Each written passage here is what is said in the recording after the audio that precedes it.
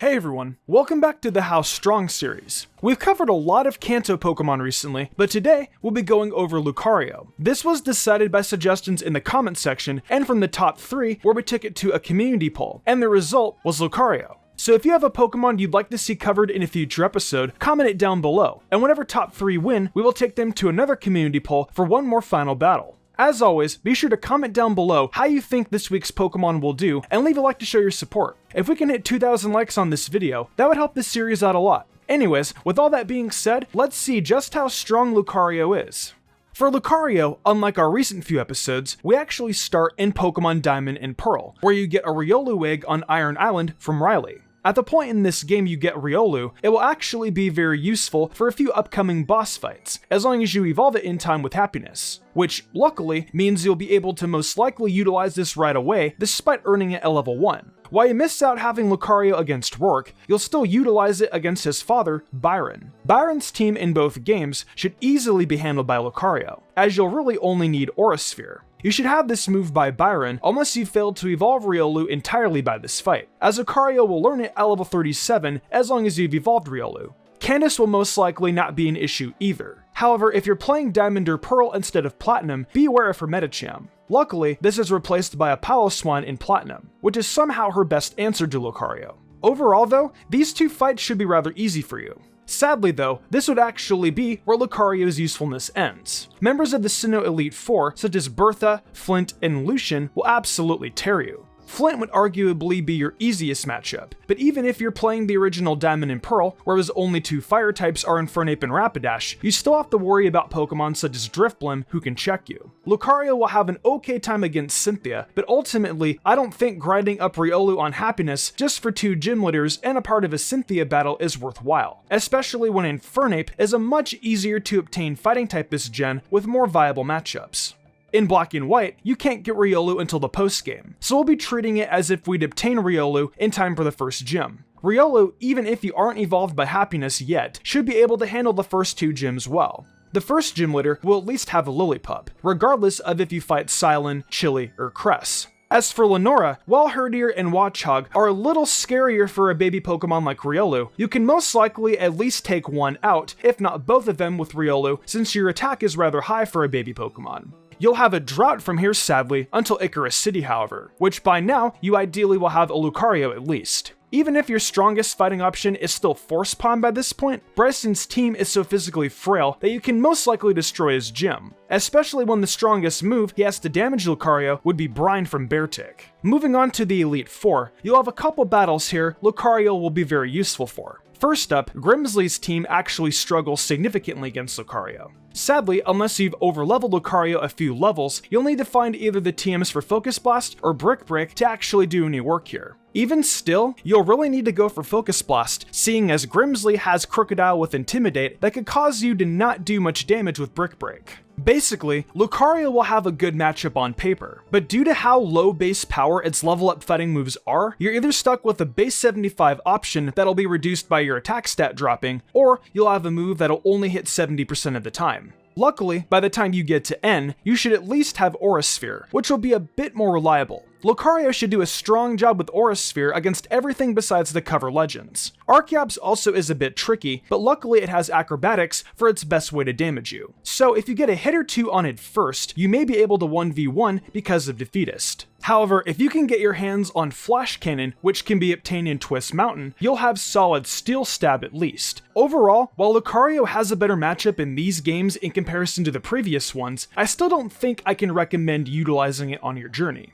Riolu is actually obtainable pretty early on in Black and White too. However, these games are only worse for Lucario in my opinion. You'll have Charon here, who is a replacement for Lenora, but you'll actually miss out on the very easy battle against Chili, Cress, and Silent, since they're not in these games as gym leaders. Not only this, but you also no longer battle Bryson either. Instead, you'll battle Marlin, whose team actually does a fairly good job at taking hits against your Lucario. Luckily, not all the changes are actually negative for Lucario. Your Iris battle is arguably easier. However, you'll need to be aware of the fact her Haxorus has a Focus Sash. Not only this, but it'll have Earthquake, which will enable it a sure chance at taking you out because of the Focus Sash, if it didn't outpace you already. Overall though, I would certainly recommend Lucario even less in the sequels due to cutting out 2 very easy battles for it.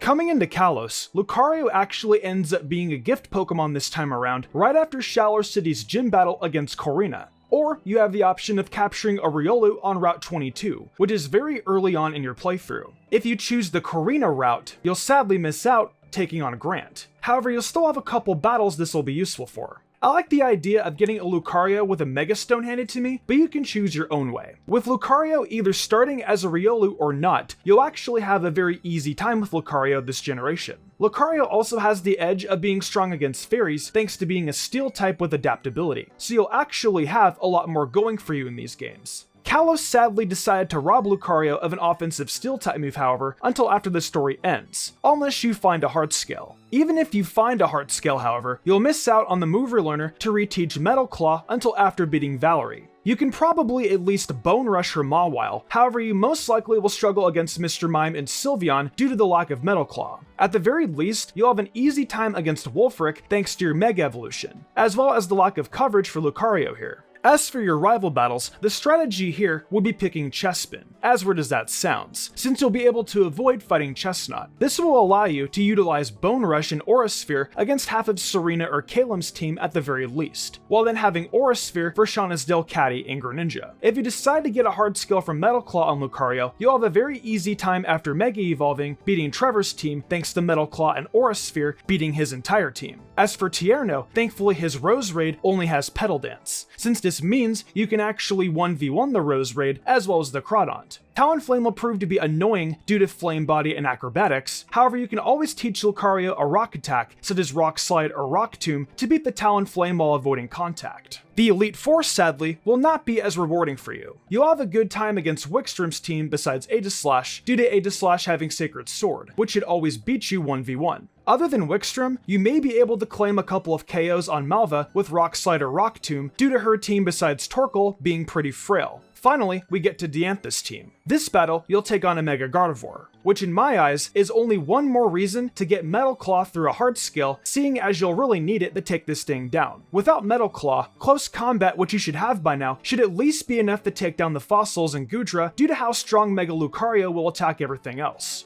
Overall, Lucario actually, in my eyes, has a strong reason to be on your team in these games. Mega Lucario hits like a freight train, and even in matchups where it isn't necessarily stellar type matchup wise, you can usually find an excuse to knock out a couple of Pokemon due to how strong its fighting options will hit the majority of Pokemon even at neutral. Going on to the Generation 3 remakes, we'll start Omega Ruby and Alpha Sapphire with a very long drought for Lucario until Norman. This is because Riolu will lack any fighting type attack until level 15, which means you'll have to overlevel it for Roxanne. Due to Norman having 2 slacking, I feel this makes evolving Riolu into Lucario by this battle a must, or it's honestly unwinnable for Riolu. Lucario being able to not only resist normal, but also having far stronger stats, makes it actually a somewhat good time here. Even with a Lucario, however, this battle may be a struggle, seeing as you'll actually take about as much damage from slacking as it will do to you. This is because your best fighting attack will be Force Palm, which has a base power of 60. Your best play here would be using Bulk Up a few times to get a few boosts, then using Force Palm to pretty much one-shot everything. You will actually need to get a couple of boosts in order to do this, so bring a few potions or you'll be taking more damage from the slacking than you'd like. Another option would be for you to have a heart scale, which can be found on the right of Mauville City on a rock, and reteach Lucario Aura Sphere. It's up to you though, whatever route you want to take. You really only have a couple battles in the endgame where I'd recommend using Lucario for. First, you'll actually appreciate Lucario against Wally's Delcatty and Magneton. Sadly though, he has a Gallade with the Galladite, as well as Pokemon such as Altaria, who could potentially worry you down if you aren't lucky. Not a great matchup, but it's somehow one of your best matchups in the game at this point. The Elite Four comes around now, and you finally have a few matchups that are truly winnable for Lucario alone. Lucario can handle Sydney's team thanks to Aura Sphere. Meanwhile, you can utilize Shadow Claw for Phoebe's team and Aura Sphere in order to beat all of Glacia's team. Thankfully, in case you've run out of Aura Sphere PP in the Elite Four, you'll most likely learn Close Combat right before Steven, which will actually help immensely with making sure you can freely use Aura Sphere early on as needed. Close Combat will be very useful when taking on Steven's Cradily and Armaldo. However, you'll want Bone Rush for Aggron due to Sturdy. However, you may be able to muscle past it with Bone Rush as well if you're really lucky. I don't see how you'd ever outpace and use it first though, thanks to Steven using the Metagross site on his Metagross, which will give a huge speed buff here. Overall, these might be some of the worst games for Lucario due to poor TM distribution, as well as overall very bad matchups for fighting types, barring a couple battles. Lucario you can't find until the post-game in Generation 7, so we'll start with our first trial being Lima's. Now, I do not recommend actually using Riolu for the Lima battle, but instead only the trial. This is because you'll need to find Brick Break in the trial site, as you'll otherwise actually lack a fighting move against the totems other than counter. Seeing as regardless of your version, you'll fight a normal type. This is a must before taking on this totem Alolan Raticate or Totem Gumshoes. From here, you'll most likely bench Lucario until the Olivia battle, assuming you have a Lucario by this point. While Riolu still has type advantage, between Lucario gaining extra bulk as well as becoming 4 times resistant to rock, this will help give it a greater edge against a team with 2 sturdy Pokemon, as well as a Lycanroc Midnight with a Rocky MZ. With Lucario, Brick Break should suffice to beat this battle pretty easily without taking much damage at all, with the option to Fightinium Z her Lycanroc if you're really worried about not taking it out in one hit. By now, you at least for certain should have a Lucario, which I would highly recommend against Nanu. For Sableye, just pack on some random coverage move, and the rest you can just use any fighting attack of your choice. Looking at your rival battles and Elite Four battles as well, I would highly recommend picking Rowlet for your starter. This means you'll be able to make sure Kukui has as weak of a team to Lucario as possible, seeing as the Howl battle you'll really only use Lucario for Komala, due to how bad it is against everything else. Even Primarina is able to one-shot Lucario if you somehow haven't lost it already in this battle. Gladion's team will be the last useful battle here before the Elite Four, in which you can actually pressure everything here pretty well with rock and fighting options. As long as you outpace Gladion's Lucario, you'll most likely take on things such as Crobat and Weavile pretty easily, and Silvally will always beat you due to being fire in this case. The only useful Elite Four battle before Kukui would be Olivia, which you'll most likely go on a tear with whatever fighting option you have by this point. Her team is right around the level you'd obtain Close Combat. So if you haven't obtained that by now, I would recommend using the experience share and battling the other members until you obtain it at level 55, as this will only help your battle become that much easier. Finally, we have Kukui, who is the champion here. You'll be able to utilize Flash Cannon in close combat against practically every Pokemon here, with the worst matchup being against Kukui's Braviary. I'd recommend relearning Bone Club as well for this battle, as you realistically only need 2 other moves for the entire Elite Four, and Bone Club helps avoid sturdy Magnezone here. Overall, Lucario has a stellar late game matchup, but don't expect much out of it in the early games. Not much actually changes here for Lucario in the sequels. One big buff for Lucario here, however, would be the fact that in Sophocles' trial, you'll now actually take on a Togedemaru instead of a Vikavolt, which actually gives you another very easy trial. On top of this, Mina's trial is actually a breeze thanks to Lucario. You'll not only beat Lima and Nanu, but you'll also actually have a strong matchup against Sophocles, as his team is very weak against fighting. Thanks to Lucario also having access to Flash Cannon by now as well, you actually have a strong matchup against Mina herself, as Flash Cannon will avoid the Intimidate thrown off by Mawile and Gramble. If that wasn't enough, in Ultra Sun and Moon, you actually replace Hala, who was one of your worst matchups, for Molayne, who uses Steel types. I would like to quickly warn you though, Molayne has an Alolan trio that can potentially be utilized to handle Lucario. However, similarly to last time around, I'd recommend using Close Combat, Bone Club, and Flash Cannon, as this will handle the widest range of Pokemon. For move 4, I'd probably recommend Ice Punch, if you're willing to grind out a couple of runs of Mantine Surf. But if not, any Rock-type TM, such as Rock Slide or Rock Tomb, will be useful at least.